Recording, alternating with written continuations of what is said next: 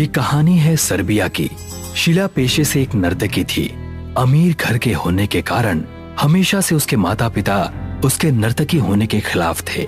तुम्हें मैंने कितनी बार समझाया है, ये काले कारनामे बंद कर दो, लेकिन तुम हो कि अपने जिद पर अड़ी हुई हो। हमारे खानदान का नाम मिट्टी में मिला दिया है। उफ डैडी, मैं नाचूंगी। जब तक मेरी सांसें चलेंगी मेरे पैरों को कोई नहीं रोक सकता। तो ठीक है फिर, इस घर से तुम्हारा कोई लेना देना नहीं है। तुम अपना सामान बांध लो और यहाँ से चली जाओ। शीला अपने घर से गुमनाम अंधेरी रात में निकल गई। चारों तरफ अंधेरा हो चुका था। पूर्णिमा की रात थी। चारों तरफ से कुत्तों के रोने की आवाजें आ रही थीं। शीला इस बात से डर चुकी थी। उस घोर अंधेरे में शीला की नजर एक जवान लड़के पर पड़ी, जो रास्ते के बीचों बीच खड़े होकर अजीब तरीके का नृत्य कर रहा था, जिसे देखकर शीला चौंक गई। वो चीखने ही वाली थी कि उस जवान लड़के की नजर शीला पर पड़ी। शीला को देखते ही वो उसका पीछा करने लगा।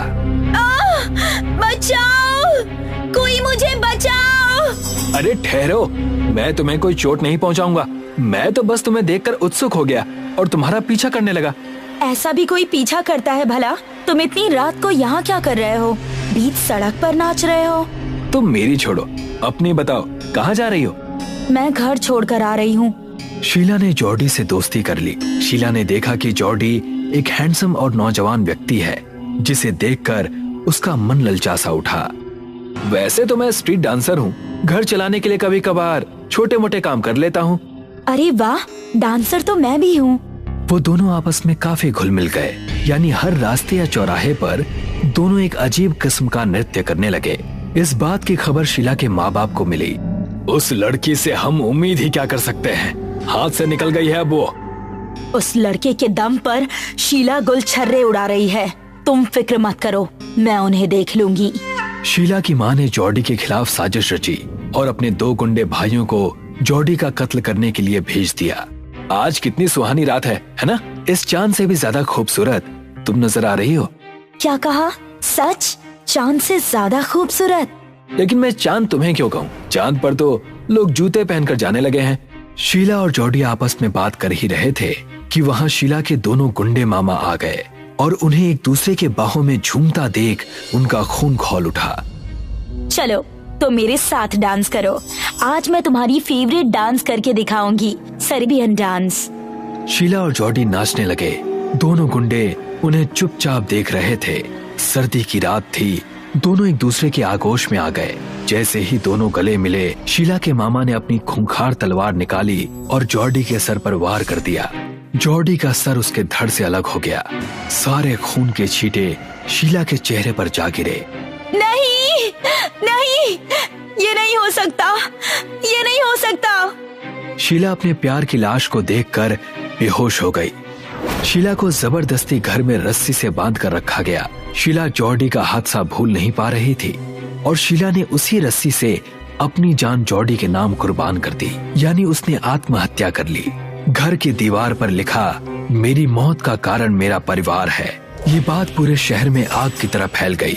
शीला की लाश को उसके माता पिता ने बिना किसी विधि के ही दफना दिया। क्या फायदा ऐसी बेटी का जो हर जगह आवारा गर्दी करती हो। ऐसी बेकार औलाद भगवान किसी को ना दे। इससे भला तो ये है कि उन्हें बिना औलाद के ही रखे। कुछ दिन बीत चुके थे। शीला और जॉर्डी की प्रेम कहानी खत्म हो चुकी थी। एक दिन रॉबर्ट अपने बाइक से अपनी पत्नी के साथ उसी चौराहे की तरफ जा रहा था जहां शीला और जॉर्डी नाचा करते थे। रॉबर्ट अपनी पत्नी कैरोल के साथ जा ही रहा था कि एक भयानक शक्ल की औरत उसके गाड़ी के सामने आ गई। रॉबर्ट से गाड़ी संभल ना सकी और गाड़ी पेड़ में जा टकराई। आप गाड़ी देखकर नहीं चला सकते क्या? हमें कुछ हो जाता तो? अरे, तुम्हारे सर से तो खून बह रहा है। चलो जल्दी से हॉस्पिटल चलो, यहीं पास में सिटी हॉस्पिटल है, जल्दी चलो। कैरल अपने पति रॉबर्ट को लेकर सिटी हॉस्पिटल चली गई। रॉबर्ट की आंखों के सामने बार बार वही महिला आ रही थी। हॉस्पिटल में जाकर रॉबर्ट ने अपने सर पर पट्टियां बंधवाई और बाहर की तरफ देखने लगा। उतने में उसकी नजर उसी औरत पर पड़ी जो ठीक एक लाइट के खंबे के नीचे अजीब तरीके का नृत्य कर रही थी, वैसा ही जैसा शीला और जॉर्डी नाचा करते थे, जिसे देखकर वो एकदम डर सा गया। कैरल, कैरल, ये देखो, ये देखो। नीचे एक औरत नाच रही है। तुम्हें कुछ अजीब नहीं लग रहा? कौन सी औरत रॉबर्ट? नीचे तो कोई नहीं है। तुम ये कैसी बातें कर रहे हो? रॉबर्ट अपनी आंखें मीच कर दोबारा उस जगह पर देखता है। उसे तब वहाँ पर कुछ नजर नहीं आता। कैरल उसकी मरहम पट्टी करवाकर उसे घर ले जाती है। हो ना हो उस लड़की का मुझसे कोई नाता जरूर है। वो मुझे अपने आप ही क्यों नजर आ रही है? रॉबर्ट अपने बालकनी में खड़े होकर घर के बाहर देखने लगा और जैसे ही उसका ध्यान नीचे गया, उसने देखा कि वही औरत वहाँ पर एक अजीब तरीके का डांस कर रही है और उसकी लाल आंखें रॉबर्ट की तरफ ऊपर देख रही हैं। कैरल, कैरल, ये देखो। क्या हुआ? आप इतना चीख क्यों रहे हैं? वो देखो नीचे, वही औरत है जो हमारी गाड़ी के सामने आई थी। कैरल ने नीचे की तरफ झांक कर देखा, लेकिन उसे वहां कोई भी नजर नहीं आया। उतने में उनके घर का दरवाजा जोर जोर से कोई खटखटाने लगा, जिसे सुनकर दोनों बेहद डर गए। दरवाजा इतनी तेज कौन पीट सकता है? मुझे तो बहुत डर लग रहा है। नहीं नहीं, डरो मत, मुझे दरवाजा खोलकर देखने दो।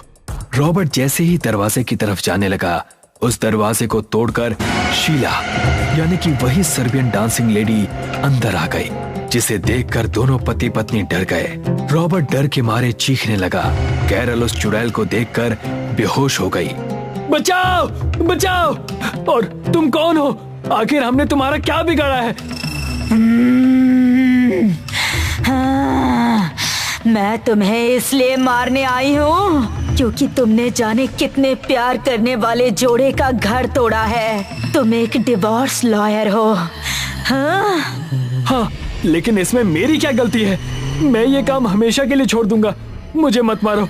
मेरी पत्नी का मेरे सिवा इस दुनिया में और कोई नहीं है। रॉबर्ट चीखता रहा, गिड़गिड़ाता रहा, लेकिन शीला ने उसकी बातें नहीं सुनी। अचानक शीला के शरीर की हड्डी झटकने लगी। उसके लंबे बाल चेहरे के सामने आ गए। आंखें एकदम लाल हो गईं। शीला ने अपने पंजों से रॉबर्ट की आंखें निकाल फेंकी। कैरल उस वक्त बेहोश हो चुकी थी। जब वो होश में आई तो अपने पति रॉबर्ट की लाश को देखकर एकदम चौंक गई। नहीं, ऐसा नहीं हो सकता। ओह लॉर्ड, ये सब क्या हो गया? कैरल अपने पति की लाश के सामने रो ही रही थी कि अचानक उसका शरीर हवा में उड़ने लगा। उसके शरीर की हड्डियां चटकने लगी, पूरे बाल बिखर गए, आंखें एकदम लाल हो गईं। तब से लेकर अब तक कैरल शीला की तरह ही रास्ते में नाचते हुए नजर आती है। कई बार लोगों ने कैरल को आधी रात को बीच रास्ते में नाचते हुए देखा है।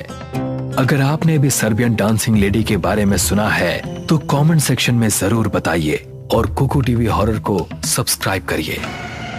खटीमापुर गांव में मीरा अपने पति रोहन के साथ रहती थी। एक दिन काफी रात हो जाने पर भी रोहन घर नहीं लौटा। मीरा बार बार रोहन का फोन ट्राई कर रही थी, लेकिन फोन भी नहीं लग रहा था।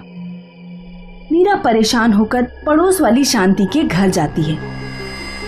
शांति दीदी, मेरे पति अभी तक घर नहीं लौटे हैं, ना ही उनका फोन लग रहा है।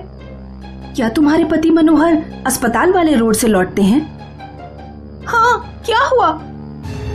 जल्दी चलो, मैं भी गाड़ी निकालती हूँ। लेकिन हुआ क्या? अस्पताल वाले उस रोड पर रात में एक आत्मा भटकती है। ऐसा सुनते हैं कि वो आत्मा लोगों का दिल निकाल लेती है। शांति और मीरा कार से राम मनोहर अस्पताल वाले रोड की तरफ निकलते हैं। उधर रोहन के अस्पताल वाले रोड पर कार खराब होती है। ये रोड कितना सुनसान है, किससे हेल्प मांगूं? फोन में बैटरी भी खत्म हो चुकी है। तभी आत्मा रोहन के सामने आती है। तेरी गाड़ी मैंने खराब की है, अब मैं तेरा दिल निकालूंगी। रोहन डर से बेहोश हो जाता है। आत्मा रोहन के सीने में हाथ डालकर रोहन का दिल निकालने ही वाली होती है कि तभी मीरा और शांति कार से वहां पहुंच जाते हैं। शांति चुड़ैल पर गंगा जल छिड़क देती है। आ जा रही हूँ, लेकिन जैसे ही मौका मिलेगा वापस आऊंगी। ऐसा कहकर आत्मा वहां से चली जाती है। मीरा रोहन के मुंह पर पानी के छींटे मारती है। रोहन को होश आ जाता है। तीनों लोग घर पहुंचते हैं। दीदी, वो आत्मा लोगों का दिल क्यों निकालती है? 8 साल पहले की बात है। मनोहर अस्पताल वाले रोड पर एक नवविवाहित जोड़े का एक्सीडेंट हो गया था। लड़की किसी तरह लड़के को अस्पताल लेकर पहुंची। लड़का जिंदा था, लेकिन डॉक्टर्स ने चालाकी कर ली। डॉक्टर्स ने लड़के को मृत घोषित कर दिया और लड़के का दिल निकालकर अंग तस्करों को बेच दिया। लड़की ने अस्पताल वालों पर केस किया, लेकिन केस हार गई। अपने पति को खोने और न्याय न मिल पाने के कारण लड़की ने आत्महत्या कर ली। तब से उसकी आत्मा उस अस्पताल वाले रोड पर भटकती है। वो अस्पताल की 2 डॉक्टर्स को मार चुकी है, 3 अभी बाकी हैं। उन तीनों ने अपने घर पर तांत्रिकों का पहरा लगवा रखा है। अब जो भी उस अस्पताल वाली रोड पर फंस जाता है, आत्मा उसका दिल निकाल लेती है। चलो, बहुत रात हो गई है, अब मैं सोने जा रही हूँ। शांति अपने घर सोने चली जाती है। मीरा और रोहन अपने घर आकर सो जाते हैं। कुछ घंटों बाद मीरा अचानक से उठ जाती है और अजीब अजीब हरकतें करने लगती है।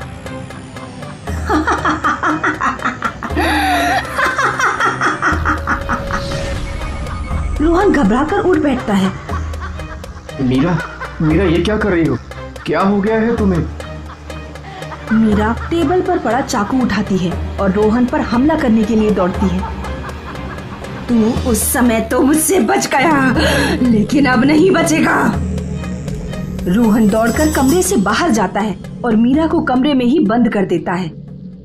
मीरा अंदर कमरे में भयानक तरीके से चिल्लाती है। रोहन शांति का दरवाजा खटखटाता है। शांति दरवाजा खोलती है। शांति दीदी, मीरा को अचानक पता नहीं क्या हो गया, वो मेरे ऊपर हमला कर रही। लगता है वो अस्पताल वाले रोड की आत्मा मीरा के शरीर में घुस गई है। मैं अभी फोन करके तांत्रिक को बुलाती हूँ।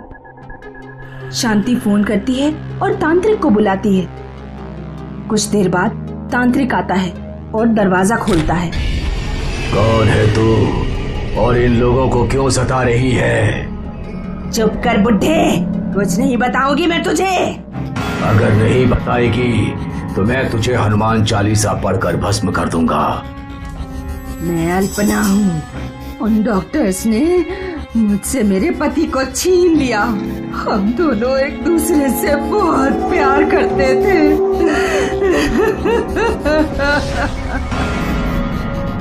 मैं तुम्हारा दर्द समझ सकता हूँ, तुम बस मुझे एक मौका दो। मैं उन अस्पताल के बाकी डॉक्टर्स को सजा दिलवाऊंगा। मेरा भरोसा करो, मैं एक वकील हूँ। जब आज तक मुझे न्याय नहीं मिला तो अब क्या मिलेगा? प्लीज मुझे एक मौका दो खुद को साबित करने का, और मेरी पत्नी को छोड़ दो। ठीक है, मैं तुम्हें एक मौका देती हूँ। अगर उन डॉक्टर्स को तुम सजा नहीं दिलवा पाए तो मैं वापस आऊंगी। इतना कहकर आत्मा मीरा के शरीर को छोड़ देती है। रोहन अस्पताल के डॉक्टर के खिलाफ केस लड़ता है और तीनों डॉक्टर्स को फांसी की सजा दिलवाता है। तब आत्मा हमेशा हमेशा के लिए गायब हो जाती है। मीरगंज में आज मेघना की शादी थी। मेघना के पिताजी सेठ रायचंद बहुत डरे हुए थे। रायचंद के दोस्त राघव गुप्ता रायचंद के घर पहुंचते हैं। अरे रायचंद, ये किस तरह की शादी हो रही है गांव में? बिल्कुल सन्नाटा है, कोई रौनक नहीं है। दोस्त क्या बताऊं, इस गांव में कटे हाथों वाली चुड़ैल का साया है। कटे हाथों वाली चुड़ैल? पिछले कई सालों से जब भी गांव में किसी लड़की की शादी होती है तो वो चुड़ैल गांव में आती है और दुल्हन के हाथ काट कर ले जाती है। अच्छा, तो ये बात है, तभी तुम गांव के लोग इतना डरे हुए हो। लेकिन तुम चिंता मत करो, मैं एक साइकियाट्रिस्ट हूँ। मैं भूतों के बहुत से केस हैंडल कर चुका हूँ। तभी अचानक से मेघना दौड़ते हुए आती है। क्या हुआ बेटी, इतनी घबराई हुई क्यों हो? पापा जल्दी चलिए, चुड़ैल अपने पैरों से हमारे टॉमी का गला घोट रही है। रायचंद, मिस्टर गुप्ता और मेघना दौड़कर जाते हैं। तब तक चुड़ैल टॉमी को मारकर जा चुकी होती है। तीनों बहुत दूर एक घर में चुड़ैल को घुसते हुए देखते हैं। यहाँ चुड़ैल की एक झलक दिखाई देती है। रायचंद और गुप्ता चुड़ैल का पीछा करते हुए उस घर में पहुंचते हैं, लेकिन चुड़ैल उस घर के सारे लोगों को भी मार चुकी होती है। घर की फर्श पर सारे लोगों की लाशें पड़ी होती हैं।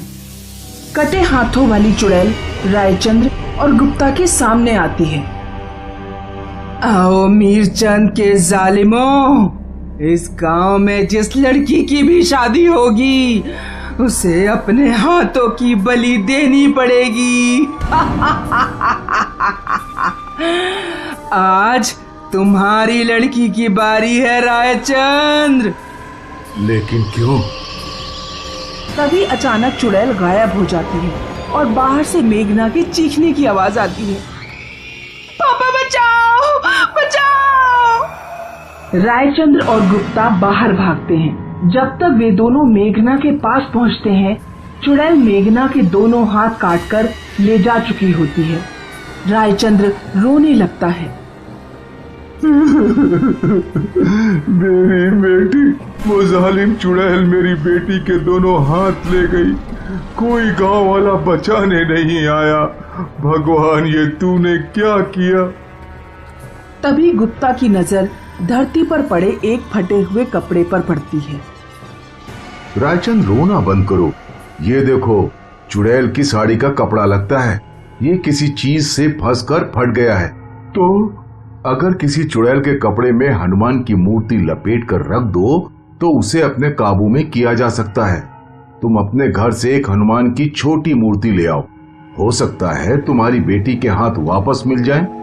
मिस्टर गुप्ता चुड़ैल के कपड़े में जैसे ही हनुमान की मूर्ति लपेटते हैं, वैसे ही चुड़ैल की रो रोकर चिल्लाने की आवाज आने लगती है।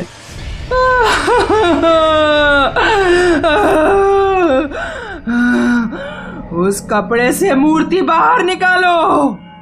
मैं मूर्ति तभी बाहर निकालूंगा जब तुम मेरे प्रश्नों का उत्तर दोगी। क्या पूछना चाहता है?